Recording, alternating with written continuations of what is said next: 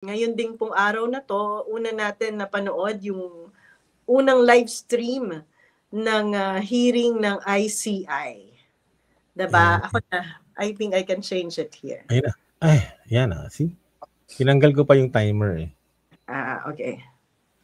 Yeah. So, kung napanood niyo po, nagkaroon ng unang hearing ng ICI. Sino yung guest nila? Congressman ng Laguna. Hindi pa. May land bank din, pero... Yes, Congressman ng Laguna and then land bank. What is your reflection dito sa unang hearing ng ICI? Disappointing. Disappointed ako. Especially nung ang kine-question nila yung congressman ng Laguna. Right. Kasi parang binibigyan nila ng choice kung mag-provide siya ng information pertaining to the investigation. And ang weird doon, kasi alam kong may subpoena powers ang ICI eh. Yeah. You can compel attendance. I mean, hindi mo pwedeng i-contempt pero meron kang power na mag-subpoena ng information tsaka mag-compel ng attendance. Sabi nung parang sinabi niya baka magalit yung asawa niya. Oo. To turn over his cellphone, no? To verify communication nga ba between the congressman at sila Diskaya. Diba? Yeah. So parang, tapos nag-apologetic pa yung yung ICI. Pasensya na. I mean, even the compelling of attendance. Imagine, nagko-compel ka ng attendance, pero di ba si Romualdez nag-excuse ang sarili niya na hindi muna siya makaka-attend? Wala kasing contempt powers eh. Kaya medyo yan ang isang criticism sa ICI eh. Oo. Wala, kaya nga may law na version na pinapasa sana. Correct. So yung nakita natin ngayon, builds a case or an argument dun sa final na bill nila Congresswoman Leila De Lima, no? Kasi nakita nito na nagre-rely lang halos talaga sa voluntary testimony itong ICI, diba? Weird talaga. Are you willing to provide information? Anong klase ng investigation niya? Imagine pag lahat sila nagsabi, magagalit asawa ko eh. Wow. At saka napaka-limited nung investigative power niya. And naha-highlight lalo yung dependence niya with other institutions, diba? Hindi pa malinaw kailan ba magkakaroon uli ng mga susunod na hearing, gaano ka comprehensive, sino itong mga guest na to.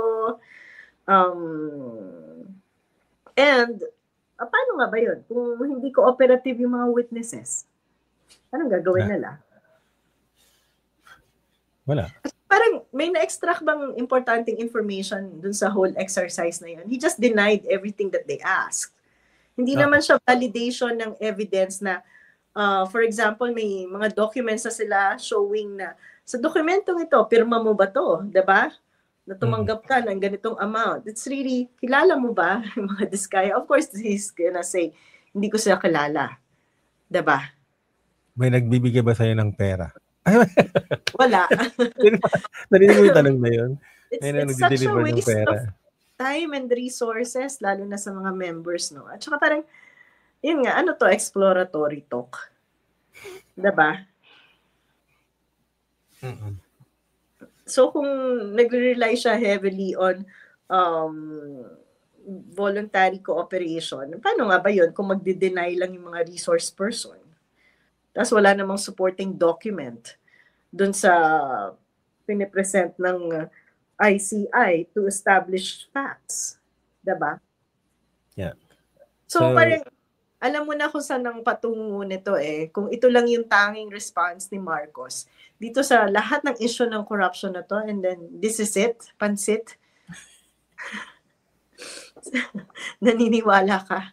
Nakapagod na. Tama na ang dinastiya. Nagkahalo-halo na. Naalala niyo po yung performance ni Prof. Shela nung harali, no? Napatigil ako sa second stanza ng Kupitero. Dahil Napapagod na ako. Pangalawa, na-distract ako kasi nanonood yung Ben and Ben. Nakita ko sa bed. Parang, oh my God, nanonood yung... Parang hindi ko naisip sa dami ng taong nanonood. Tapos biglang napatingin ako sa kaliwa, nakita ko yung isang Ben. Na-distract ako. Ang hirap pa namang habulin ng rap. Ayun. Na-starstruck ako eh. Sabi ng mommy nila, collab daw kami. Sabi ko, Oh, sige. see? Yan, magandang idea yan eh. Oo. Inaaliw ko lang kayo, pero talagang balik tayo sa ICI at kung ito lang talaga ang pinopromote ng administrasyon na to bilang solusyon dito sa issue ng korupsyon natin, talagang nakaka-disappoint naman. Nakaka-disappoint po talaga. 'Di ba? So, sabi ko nga dun sa protesta ay hindi nga PC There were one step ano yan? Sinabi ko, malapit na, maikling-maikli na po ang pasensya ng taong bayan. Kaya huwag niyo mga, you said that in 7 different ways. Kasi it's not written But that's how I feel. So, depende po sa mood, depende sa sitwasyon. Kapag sinabi ko, idea na yon. Napakaikli na ng PC, isang hibla na lang sa pagitan ng pasensya ng Pilipino sa mga nangyayari. Kasi kung nananatili yung korupsyon sa taas at patuloy na ginagamit yung mga nasa baba at patuloy na ginagatasan tayong mga nasa gitna. Tatsulok no? Ano lang gagawin natin? And then, if our constitutional bodies are failing us, sinisimulan na ng COMELEC, pero sabi nga natin, hintayin natin, dahil ang COMELEC ay hindi pa nag-i-issue ng final decision na dyan. But ano yung mga constitutional bodies natin? Itong COA, susunod natin sa discussion ngayon. And then you said the Supreme Court. Let's wait for the decision of the Supreme Court. Maawa na po kayo.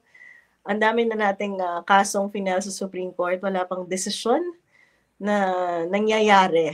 Bigyan nyo naman kami ng konting pag-asa, glimpse na, ano sabi ko, that our democracy is working for us. Taong bayan, di ba? Dahil kapag pati yung mga constitutional bodies natin, finail na yung mga Pilipino, where do we go, Prof. Dan? What do we do? Well, definitely, Congress has failed us. The executive has failed us. What do we do? What do we do? Sabi ng Supreme Court sila yung last bastion of democracy. Ayun na nga Yun na nga refer to. Diba? So, naghihintay pa po kami Supreme Court with respect. Respectfully waiting. I hope not in vain. Pero, yun po. So, siguro, kailangan talaga tayo mga taong bayan. Isama natin sa pagpupush kasi sinabi natin kailangan yung anti-dynasty law, FOI, sinama na natin dyan yung open infra natin, lahat ng participatory mechanism, dapat sinusulong yan. Dapat po talaga isama yung yung pagpasa ng komisyon na final nila Congresswoman Leila. Dahil walang mangyayari dito sa ICI na to based on what we've seen in the hearing today. No, na wala man ng presentation ng facts, wala man ng validation. Hopefully, in the coming days, may makita tayong ganun. No? Naka-freeze ba si Prof. Dan? No.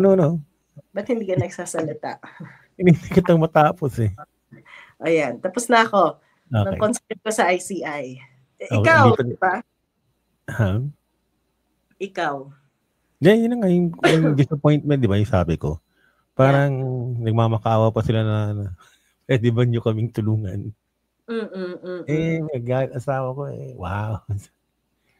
Sorry po. And then, si Reyes, the chair, said, kaya ayoko ng live stream kasi nakikita niyo itong ganito mga... Exactly. Di ba? Parang... Mas in-express pa niya yung support sa opaqueness ng process.